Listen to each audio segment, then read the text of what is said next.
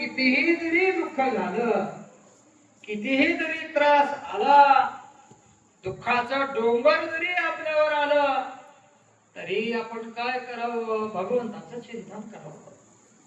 आता एक दुःख पदरात आल्यानंतर भगवंताचं चिंतन माणसाला येईल. सुख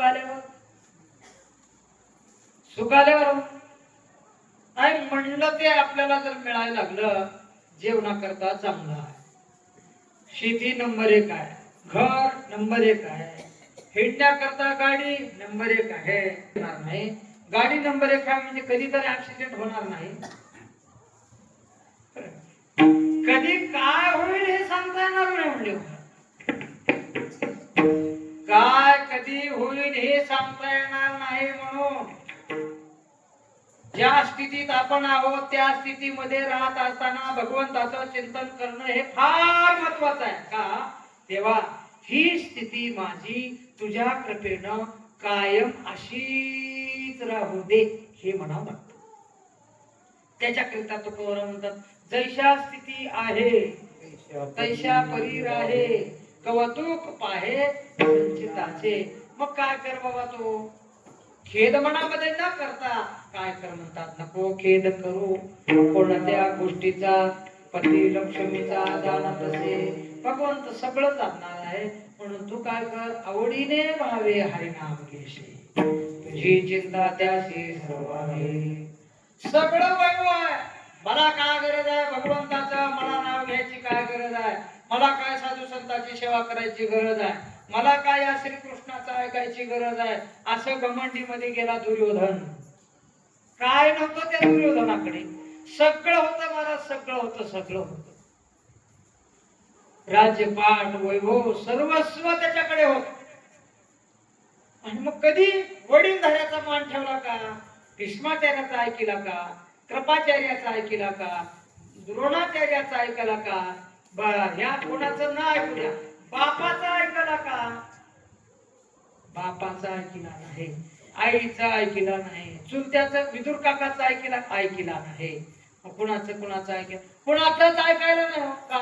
आपलं तसंच आहे, अंगात मस्ती भरली आपल्या ज्या अंगात अशी मस्ती भरली की आपल्याला कुणाचं ऐका वाटणार, कुणाचं खरं वाटणार, साधू संतांचं खरं वाटणार, मायबापाचं खरं वाटणार, बहीण भावाचं त्यांचं खरं वाटणार, भगवंताचं नाव घ्यावं तेही खरं वाटणार का, अंगात मस्ती राहते त्याच्या. आणि मग कधी खरं वाटतंय, कळो येईल काळी राम प्रयाणाचे राहते निराळी राटा पोरे सकळ पुन्हा वेळ निघून गेल्यानंतर कळून काही अर्थ आहे का, काही अर्थ नाही. मग दुर्योधनाकडे सगळंच वैभव होत, सुखात सुख होत, पण दुःखात त्याचं परिवर्तन झालं. का झालं, भगवंताचं स्मरण केलं नाही, वडीलधाऱ्याचा मान ठेवला नाही. आणि तेच उदाहरण पांडवाकडे लावा. महाराज सांगतात, हा ते पांडव अखंड वनवासे,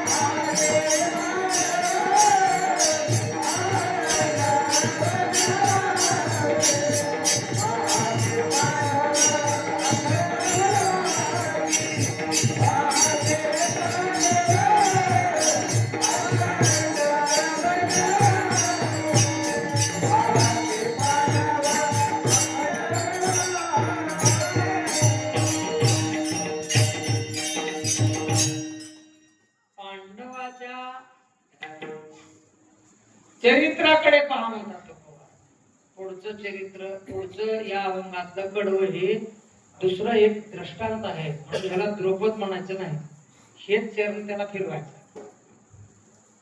पहाते पांडव अखंड वनवासी, परित्या देवाशी आठविते. तुकोबारा देवाला म्हणतात, हे देवा, हे पांडुरंगा, त्या पांडवाकडे जर बघितलं तर आम्हाला आनंद होतो का? पांडवापेक्षा आमचं दुःख कमी आहे म्हणतात, कमी आहे. आपलं दुःख कमी आहे. तुमच्या बापानं तुम्हाला वाटणी बरोबर दिलेली आहे, दिले का नाही? तुमचे भाऊ तुम्हाला काही त्रास देतात का नाही? तुमचा हिस्सा तुम्हाला, तुमचं घर तुम्हाला, तुमचं पाणी तुम्हाला, तुमचं अन्न तुम्हाला, तुमची कमाई तुम्हाला, तुमचे पैसे तुम्हाला, का तुमचे इसकाटून घेते? नाही. पण तिथं काय झालं म्हणतात पांडवाकडे, ते दुर्योधन कुणाला ऐकायला तयार.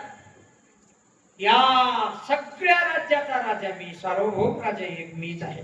हे पांडवाला काही मिळणार नाही. पांडव आमचे कोणी लागत नाही, पांडवाला मी काही देणार नाही, सगळं माझच आहे. हे भाव त्या दुर्योधनाचा. आणि इतका त्रास त्या पांडवाला दुर्योधनाकडून झाला. काय केले? द्रुत क्रीडा खेळण्यात आले. त्या द्रुत क्रीडेमध्ये काय झालं? द्रौपदीचं वस्त्रहरण करण्यात आलं. भगवंताने द्रौपदीची लज्जा राखली आणि मग गेलेलं राज्यपाठ वैभव पुन्हा एकदा धृतराष्ट्राने परत करून टाकले. पुन्हा द्रुत खेळण्यात आलं. पुन्हा द्रुत खेळण्यात आल्यानंतर 12 वर्षाचा वनवास, 1 वर्षाचा अज्ञातवास, तेही पांडवाने भोगले. ते झाल्यानंतर काय झालं? काय केले? लाक्षागृह निर्माण करून पांडवाला त्या लाक्षागृहामध्ये जाळून मारण्याचा प्रयत्न. किती दुःख वनवास त्या पांडवाने सहन केला. म्हणजे त्या दुःखामध्ये महाराज सांगतात, तुका म्हणे तुझा विसर न व्हावा, दुःखाचे डोंगर झाले तरी. किती दुःखाचे जरी डोंगर झाला तरी देवा तुझ्या चिंतनामध्ये विसर पडू नये. काय तुकोबारा देवा, हेची दान दे का देवा, तुझा विसर न व्हावा. का? गुणगाई नावडी हेची माझी सर्व जोडी, देवा तुझा विसर होऊ नये. किती दुःख, इतकं दुःख झालं तरीही पांडव काय करत होते? भगवंताचं चिंतन करत होते. चला, आपल्या वाटेला वनवास आला का नाही, ही भगवंताचीच कृपा असेल. मग काय करा आपण? त्या वनवासामध्ये पांडवांनी काय केलं? भगवंताचं चिंतन. आणि वनात जरी राहिले तरी त्यांना काही कमी पडलं का? वनात असताना दुर्वास ऋषी छळ घेण्याकरता आले पांडवाकडे, आणि छळ घेण्याकरता आले असताना सत्व जायची वेळ. मग द्रौपदीला काय केली? भगवंताचा धावा केली. भगवंताचा धावा केल्याबरोबर कृष्ण परमात्मा धावून तिथं आला. आणि कृष्ण परमात्मा धावून आल्याबरोबर कृष्ण परमात्मा द्रौपदीला म्हणायला लागला, द्रौपदी तू माझा धावा केली, सांग आता, मला आता भूक लागलेली आहे. तिथून इथपर्यंत येणं साधा आहे का? भूक लागली, आता मला जेवायला काहीतरी दे. काय रे कृष्णा, इथं जेवायची भानगड आहे म्हणून तुला बोलवले. हे दुर्वास ऋषी 60,000 शिष्य घेऊन आले, त्यांच्या भोजनाचं काय आता? अन्यथा त्यांच्या भोजनाची काही व्यवस्था झाली नाही तर ते रागाला येतील आणि शाप देतील. पुन्हा आमचं होत्याचं नव्हतं होईल. आता काय करावं? हे प्रश्न पडला म्हणून तुझी विनंती केली, तू आलास, आता तू जेवायला मागतोस, आता काय द्यावं?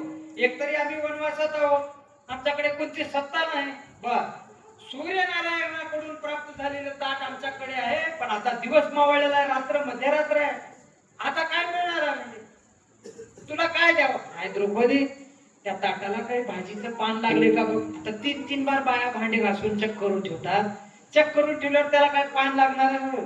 पण पान निर्माण करणारा भगवंतच आहे. त्या ताटाला एक भाजीचं पान होतं. काय तुका होता? काय देवा घरी न मिळायची अन्न, मागे भाजी पान द्रौपदीशी. ते भाजी पान द्रौपदीने आणून दिली देवाला. देवाने एवढ्या सगळ्या आलेल्या अतिथींचा भोजनाची व्यवस्था करून टाकली महाराज. दुर्वास ऋषीच्या कोपापासून पांडवाचं रक्षण भगवंताने केलं. का? तर दुःख आलं तरीही भगवंताचं चिंतन करणारे होते. म्हणून ज्ञानदेव म्हणे, व्यासाची गुणा द्वारकी दारा ना पांडवा. ज्ञानोबा म्हणतात, मी माझ्या पदार्थ सांगत नाही, व्यास महर्षीनं लिहिलेला ग्रंथ आहे. आणि त्या व्यास महर्षीने लिहिलेलं जे महाभारत आहे, त्या महाभारताच्या आधारे मी सांगतो की प्रत्यक्ष श्रीकृष्ण परमात्मा हा पांडवाच्या मागे पुढे राहत होता. मग दुःख आलं तरी भगवंत त्यांच्या सोबत होता, मग दुःखाला घाबरले नाहीत. आणि मग झालं काय? महाराज सांगतात, सदैव जर दुःखात भगवंताचं आपण चिंतन करायला लागलो तर परमात्म्याची कृपा आपल्यावर होते. कशी होते?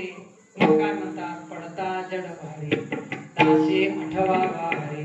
तो परमात्मा काय करतो, मग तो होणे दीक्षित. त्या भक्ताला निराश होऊ देत नाही. भक्त हे निराश परमात्मा होऊ देत नाही, आणि निराश होऊ देत नाही. मग करतो काय, आडघाली सुदर्शन.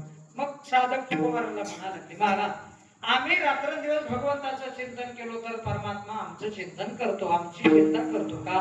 नको चिंता करू मोठा या वज्राचे माऊलिया मुझे, पांडुरंग माऊलिया मुझे, पांडुरंग माऊलिया मुझे, पांडुरंग.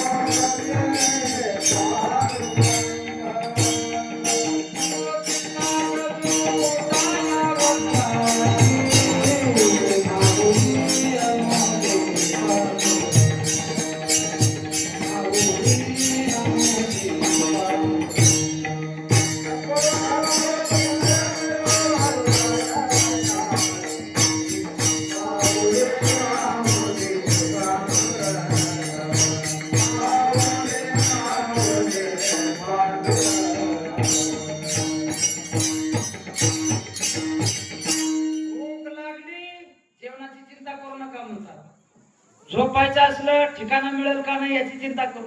एखादा फिरस्ती परगावला गेला आणि त्या गावात त्याला कुठंच ओळख नाही, त्या ठिकाणी त्याची व्यवस्था कशी होते. तो व्यक्ती काय करतो, आता काय करावं, मंदिराकडे जावं. त्याला काय वाटतं, बस स्टँडला जावं तर लोक धोंडे घालतील, चोर आला रात्रीच्या बस स्टँड वरून जमतं. मग काय करतो, घरदार कुठं भेटतोय का, मंदिराकडे जातो आणि मग भगवंताचं दर्शन घेतो. मग मंदिरात 4-2 माणसं जमतात, कुण्या गावची अमुक गावची. कस काय आला, असंच हो मला परगावला जायचं आहे, आता एसटीची सुविधा नाही म्हणून मुक्काम पडला. मग तुम्ही जेवलात का नाही, त्यानं तुमचा मेवणा का सासरा का जावई का भाऊ तुम्हाला घायला नेऊन जीव घालायला. त्याच्या मनात चल बाबा जीव घालायला म्हणायला लावणारा कोण आहे, तो भगवंत आहे. तुम्हाला घरला नेऊन जीव घालून तुमची व्यवस्था करून सकाळी पाठवून द्यायला लावणारा हा भगवंत आहे. तुम्ही आम्ही चिंता केल्यानं काय होतंय, तुमच्या आमच्या चिंतेनं काहीच होत नाही. मरण जवळ येते बघा. सारखं चिंता जर केलो का नाही, माणसं म्हणते काय हो मराठी टेकलं हो, चांगलं होतं 8 दिवसाकडे. आता बघा डोळी इथवर खोल गेले, गाल जावाड बसून गेले, पोट पाठी सारखं झालंय, पाय वाळून गेले. काय की बघा त्याच्या मागे काहीतरी टेन्शन आहे, काहीतरी त्याला चिंता आहे. काय चिंता आहे, मरायची चिंता आहे. 10 पिढी खाईल एवढं प्रॉपर्टी आहे म्हणला एक जण. काय म्हणतात, महाराज 10 पिढ्या जगतील एवढा पैसा वाचवलाय, पण 11व्या पिढीचं काय होणार, काय होईल की म्हणून चिंता करायला लागली. तुझ्या येड्याच्या आपल्या हातात घेतलेला घास आपण खातो का नाही याचा भरोसा नाही. आणि मग एवढी चिंता करण्यापेक्षा चिंतन भगवंताचं करावं. आणि भगवंताचं चिंतन केल्यानंतर देव काय करतो, नको चिंता करू पोटा या वस्त्राची, माऊली आमची पांडुरंग आमचा परमात्मा काय म्हणत ते देतो. म्हणून मग तो होऊन दीक्षित. चिंतन केल्यानंतर भक्ताला क्षीण होऊ देत नाही. एक प्रसंग तुमच्या डोळ्यासमोर सांगतो. कोणता, महाभारताच्या युद्धामध्ये पांडव हे भगवंताचं चिंतन करत असल्यामुळं पांडवाच्या पक्षाकडून श्रीकृष्ण परमात्मा युद्ध करत होता. युद्ध करत होता म्हणजे शस्त्र धरला नव्हता, अस्त्र धारण केला नव्हता. काय करत होता, रथ हाकत होता. अर्जुनाचा सारथी होता. आणि अर्जुनाचा जरी सारथी झाला तरी शब्द रूपातून युद्ध भगवंताचं चालू होतं. शब्द रूपातून. कसा शब्द, अर्जुनाला मोह निर्माण झाल्यानंतर गीता उपदेश ज्या श्रीकृष्ण परमात्म्याने केले त्या गीतेचं चिंतन करा, म्हणजे चिंतन कशा पद्धतीचे आहे कळत. काय भगवंताने उपदेश त्या अर्जुनाला मोहाबद्दल काय उपदेश केलेला आहे, मी माझं आणि कोण कुणाचा आहे सर्वस्व त्याच्यामध्ये सांगितलं का. भक्त कसे असावं, भक्ती कशी करावं, शत्रू कसे असतात, मित्र कसे असतात, धन कसं असतं, अभागी कसे असतात, भाग्यवान कसे, हे सगळं, राजा कसा असावा, प्रजा कशी असावी, या सगळ्या गोष्टीचं ज्ञान त्याच्यामध्ये भगवंतानं सांगितलेलं आहे. मग काय प्रसंग झाला, अर्जुनाचा मोह निरसन झाल्यानंतर युद्ध पेटलं गेलं आणि त्या युद्धामध्ये द्रोणाचार्यांनी एक चक्रव्यूहाची रचना केली आणि त्या चक्रव्यूहामध्ये त्या एकट्या अभिमन्यूला मारण्यात आलं. 7 महारथी मिळून एकट्या अभिमन्यूला मारले. आणि एवढंच नाही तर अभिमन्यू मेला असताना, मरणात वेदना अभिमन्यूला चालू असताना जयद्रथाने जोड्यासहित त्या अभिमन्यूला लाच घातली. युद्ध संपला, दिवस मावळला. सगळे पांडव आपापल्या रावटीच्या ठिकाणी आले असताना धर्मराज काही बोलत नाही, भीम काही बोलत नाही, नकुल काही बोलत नाही, सहदेव काही बोलत नाही, सगळे मौन आहेत. श्रीकृष्ण परमात्माने अर्जुन शिबिर मध्ये आल्यानंतर भगवंताने अर्जुन बोलायला लागले, काय आज माझा अभिमन्यू युद्ध कसा केला मला सांगा. द्रोणाचार्याने चक्रव्यूहाची रचना केली होती म्हणून, आणि हे चक्रव्यूह तोडणं एक तरी भगवान शंकराला माहिती आहे, एक तरी श्रीकृष्णाला माहिती आहे, एक तरी अर्जुनाला माहिती आहे. या तिघाच्या व्यतिरिक्त कुणाला माहित? एक द्रोणाचार्य. कारण ज्यांनी व्यूहाची रचना केली, कुलूप तयार करणाऱ्याला किल्लीची चावी कशी मोडावं त्याला माहित असते. तयार करणाऱ्याला माहित असते, एक द्रोणाचार्याला माहित. याच्याशिवाय दुसऱ्याला माहित नाही. माझ्या अभिमन्यूला माहित होतं, पण अभिमन्यू हे उत्तराच्या सुभद्रेच्या गर्भामध्ये असताना त्या सुभद्रेने हट्ट केला. कुणाला? अर्जुनाला. मालक, तुम्ही चक्रव्यूहाची रचना केली असताना चक्रव्यूह तोडता मग. ते चक्रव्यूह कसं असतंय, कसं तोडायचं, चक्रव्यूहात कसं प्रवेश करायचं मला सांगताल का? आणि त्यावेळेस ती सुभद्रा असलेली गरोदर होती. बघा, गरोदर अवस्थेमध्ये बायाने जे चिंतन केलं ते चिंतनाचा परिणाम त्या लेकरावर होतो. मग गरोदर असताना टीव्ही बघावं का मोबाईल बघावं, का मोबाईल मधल्या कॉमेडी बघावं, का महाराजांचं प्रवचन कीर्तन ऐकावं, का माती खावं, का राख खावं, का भाकरी खावं, या सगळ्या गोष्टीवरून त्या बाळावर संस्कार होत असतात. आता तुम्ही विचार करा काय करावं. हो, कयाधू गरोदर असताना त्या कयाधूवर नारद मुनीने संस्कार केल्यामुळं काय झालं, गर्भामध्ये भक्त प्रल्हाद आणि भक्त प्रल्हाद हिरण्यकश्यपूच्या पोटी, कयाधूच्या पोटी, दैत्याच्या पोटी सत्वर उच्चार प्रल्हादे बिंबला उद्धवाला दला कृष्णाला. भक्त प्रल्हाद जन्माला नाही संस्कार. मग आपले लेकर एवढे आश्विशीन, एवढे वंगळे, एवढे दरिंदर का जन्माला म्हणतात. आपले ढवाळ्याचे वेगळे काय काय नेम नाही रे बाबा. मालकाला उलट बोल, सासऱ्याला उलट बोल, सासूला उलट बोल, नंदला उलट बोल, शेजाऱ्याला उलट बोल, ते जन्मलेल्या बापाला जोड्यानं हाणते झालं. किती अवघड. आपले संस्कार त्याच्यावर पडतात. आणि मग अभिमन्यू गर्भात असतानाच चक्रव्यूहात प्रवेश करायचं शिकला. आणि काय झालं, वापस यायचं सांगत असताना त्या सुभद्रेला झोप लागली. ही झोप एवढी वाईट आहे, एवढी वंगळी आहे. चांगलं सांगायला की झोप येते, वंगळ सांगायला की झोप येणार.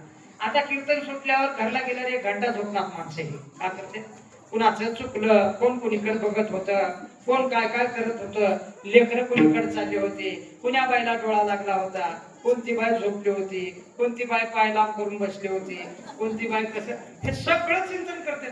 तिथं झोप लागणार. आणि कीर्तन सांगले तर ज्ञानाच्या गोष्टी सांगल्या असं करते. आपणापुनच घरी का तुखवरायचंच म्हणणार. कीर्तनी बैसता निद्रे नागविले, पण माझे खुलले विषय सुखा. पाप पदरात आहे म्हणून चांगलं सांगायला की झोप लागते. सुभद्रेला झोप लागली आणि त्याचं शिक्षण अर्धवट राहिलं. आणि धर्मराज बोलायला, काय सांगा अर्जुना, द्रोणाचार्याने चक्रव्यूहाची रचना केली असता माझा अभिमन्यू चक्रव्यूहात एकटा गेला. अर्जुनाला वाटलं, माझ्या एकट्या अभिमन्यूला तुम्ही कस काय जाऊ दिलं. माझा अभिमन्यू काय चक्रव्यूहात प्रवेश करायचं माहित होतं, बाहेर यायचं माहित नव्हतं. तुम्ही 4 जण काय करत होतो काय सांगावं अर्जुना. अभिमन्यूच्या पाठी मागे मागे मागे आम्ही चक्रव्यूहात जाणारच होतो, तेवढ्या जयद्रथ प्रवेशद्वारावर होता. आणि ते जयद्रथ आम्हाला शेवघाला आठवला नाही, जयद्रथ आम्हाला मध्ये जाऊ दिला नाही. आणि झालं काय, एका माझ्या अभिमन्यूला 7 महारथी मिळून मारलेत. म्हणजे 7 जण मिळून मारले.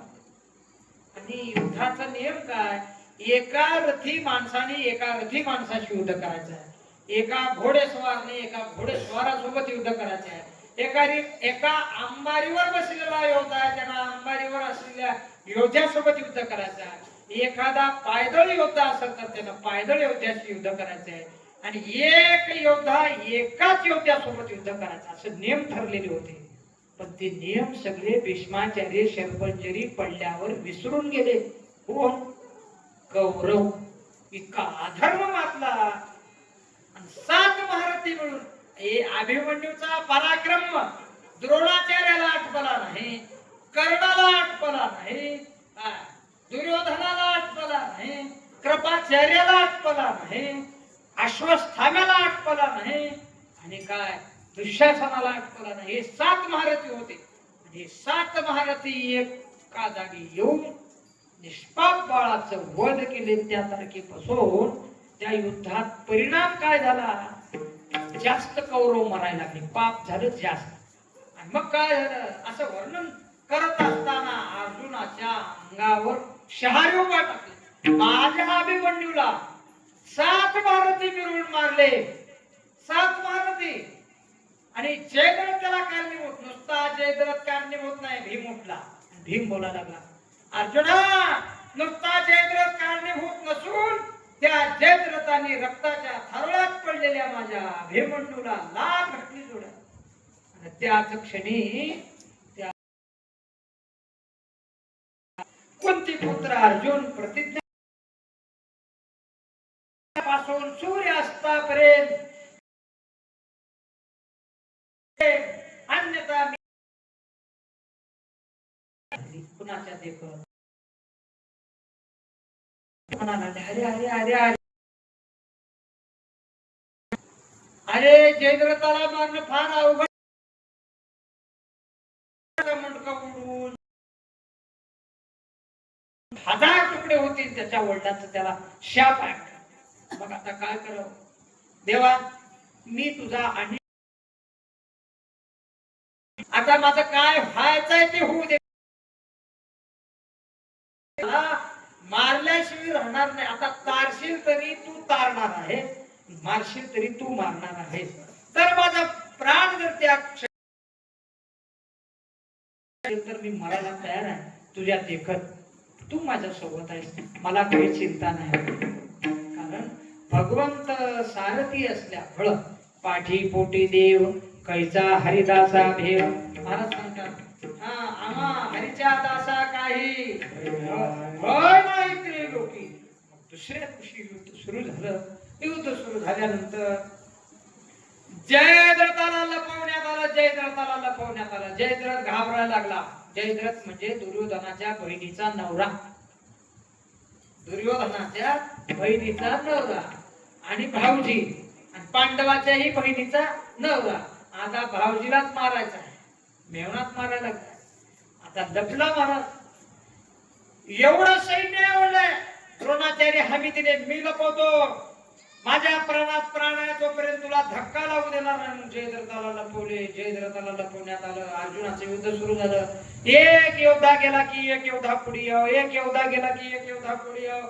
भगवंत म्हणले, असं कुठपर्यंत करावं? असं करता करता दिवस मावळून जाईल. अर्जुनही म्हणायला लागला देवाला, देवा, अरे म्हणले हे योद्धे काही आठवतच नाही. भगवंता, आता काय करावं? माझं सर्वस्व तुझ्या हातामध्ये. इतक्यामध्ये भगवंतांनी सुदर्शन चक्राला आज्ञा दिली. सुदर्शनाला सांगितले, तू काय कर, त्या सूर्याला थोडं आडवं जा. म्हणजे काय होईल? युद्धाचा काय नियम आहे?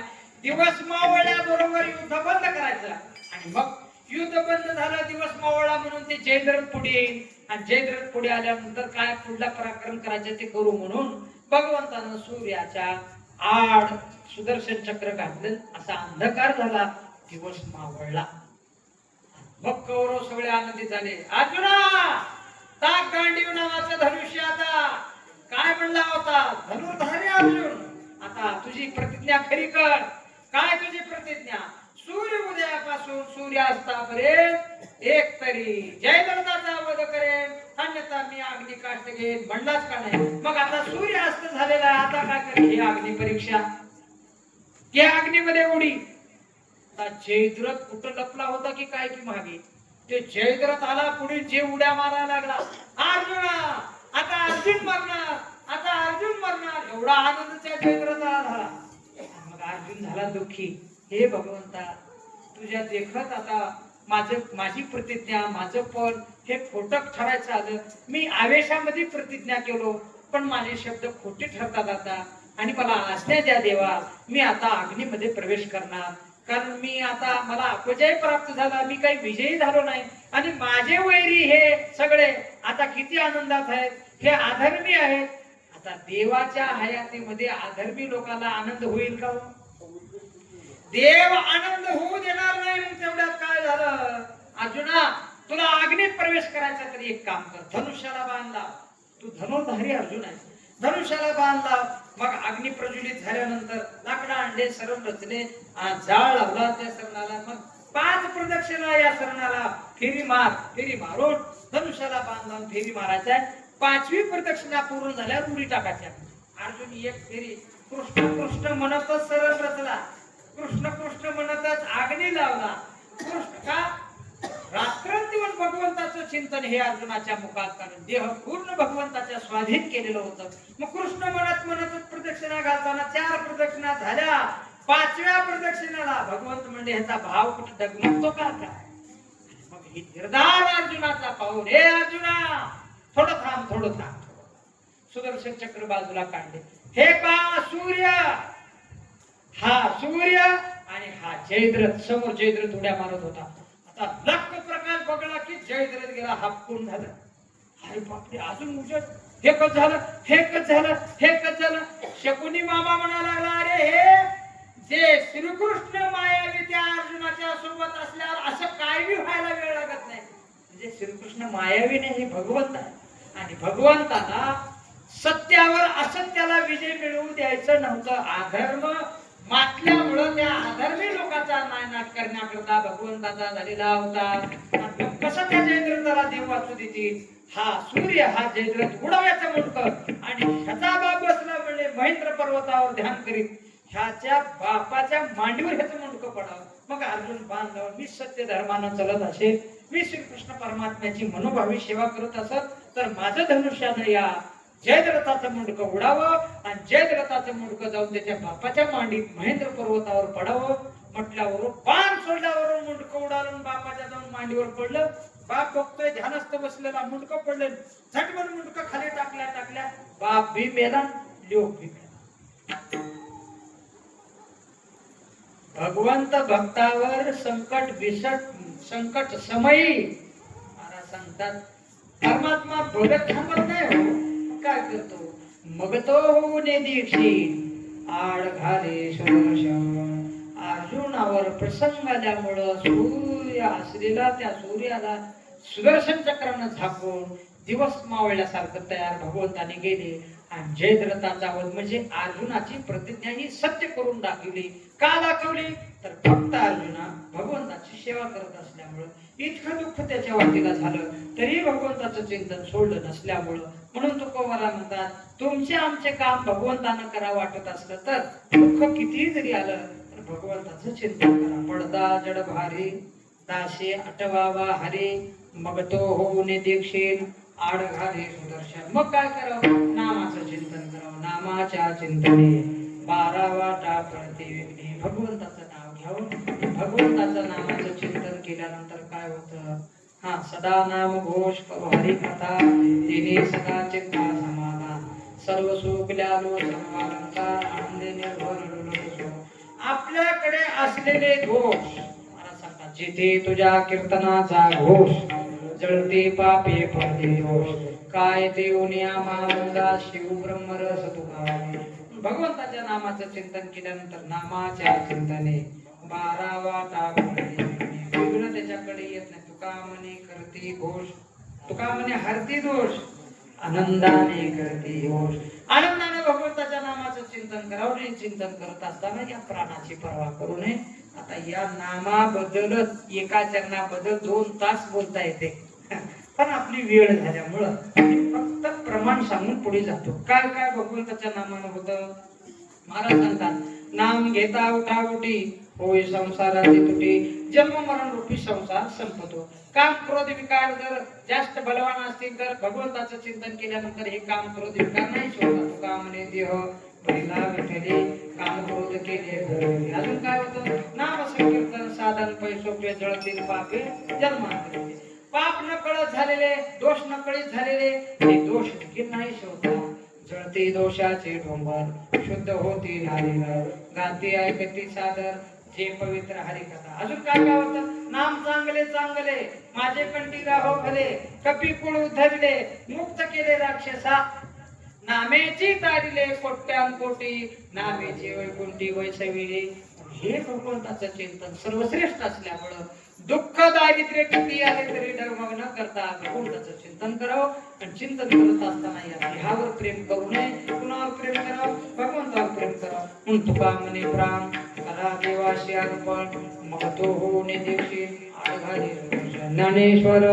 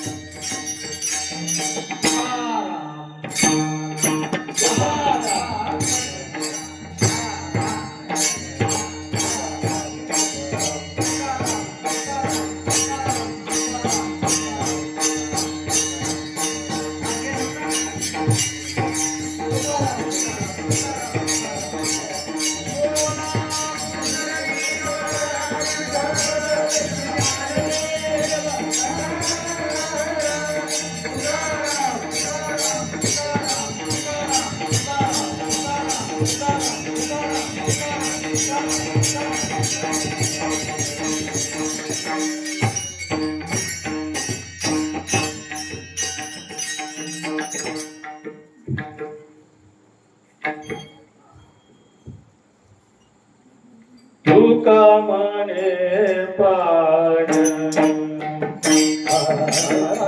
तुका